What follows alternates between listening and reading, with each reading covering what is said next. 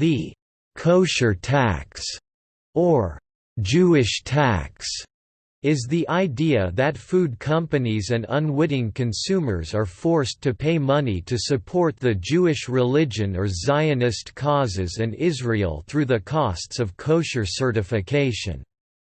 This claim is generally considered a conspiracy theory, anti-Semitic canard, or urban legend and is mainly spread by anti-Semitic, white supremacist, and other extremist organizations. Common refutations include, because consumers who prefer kosher foods include not only Jews, but also Muslims, Seventh-day Adventists, and others, food companies actively seek kosher certification to increase market share and profitability. The fees collected support the certifying organizations themselves. Extra business generated by the voluntary certification process more than makes up for the cost of supervision, hence the certification does not necessarily increase the price of products, and may in fact result in per-item cost savings.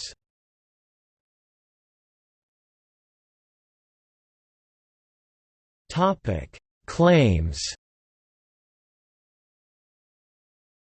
The kosher tax conspiracy theory states that the kosher certification of products, typically food, is an extra tax collected from unwitting consumers for the benefit of Jewish organizations.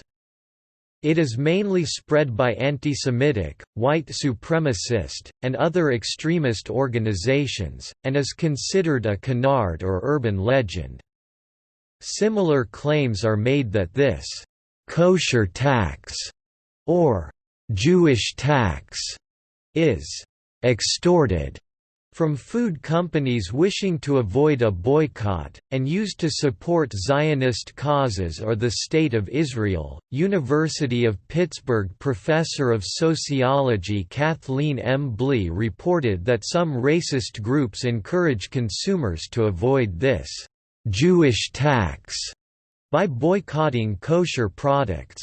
The 2000 annual audit of anti-Semitic incidents by the B'nai B'rith Canada reported citizens being encouraged to request a refund from the government on their income taxes. In 1997, the Canada Revenue Agency issued a news release noting the existence of flyers recommending that consumers claim a deduction on their taxes because they supposedly contributed to a Jewish religious organization when they purchased these groceries. In it, Jane Stewart, then Minister of National Revenue, stated, "The intent and message in this literature is deeply offensive to the Jewish community and, indeed, to all Canadians.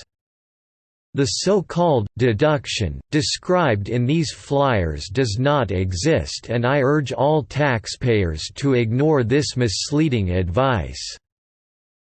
During the 2014 Quebec provincial election campaign, Parti Québécois candidate and academic Louise Mailloux defended the PQ government's proposed Quebec Charter of Values by asserting that kosher and halal certification was a religious tax used to fund religious wars and enrich religious leaders. The Center for Israel and Jewish Affairs called on the PQ to debunk the urban legend of the kosher tax, but PQ leader and Premier of Quebec Pauline Marois defended her candidate's comments, saying of Mailloux, "Her writings are eloquent, I respect her point of view."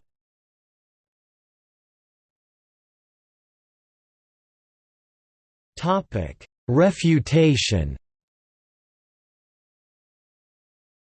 Although companies may apply for kosher certification, the cost of the certification is typically minuscule, and is more than offset by the advantages of being certified. In 1975, the cost per item for obtaining kosher certification was reported by the New York Times to be 6.5 millionths of a cent, $0.00000065 for a General Foods frozen food item. Certification leads to increased revenues by opening up additional markets to Jews who keep kosher, Muslims who keep halal, Seventh-day Adventists, vegetarians, and the lactose intolerant who wish to avoid dairy products. Products that are reliably certified as parava meet this criterion. According to the Orthodox Union, one of the largest kashrut organization in the United States, when positioned next to a competing non-kosher brand, a kosher product will do better by 20%.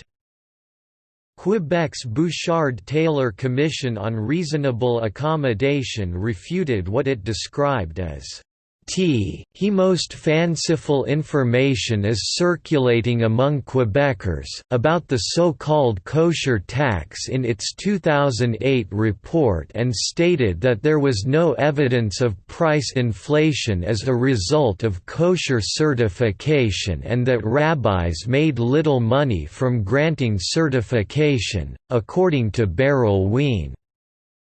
The cost of kashrut certification is always viewed as an advertising expense and not as a manufacturing expense. Dispellers of the kosher tax legend argue that if it were not profitable to obtain such certification, then food producers would not engage in the certification process, and that the increased sales resulting from kosher certification actually lower the overall cost per item. Avi Shafran adds that if the kosher item in fact proves more expensive, the consumer can simply opt for one that hasn't been supervised by a rabbi. Obtaining certification that an item is kosher is a voluntary business decision made by companies desiring additional sales from consumers, both Jewish and non-Jewish, who look for kosher certification when shopping, and is actually specifically sought by marketing organizations within food production companies. According to Snopes.com, the fees charged for kosher certification are used to support the operation of the certifying bodies themselves, and not some special Jewish fund used to advance Zionist causes. Notes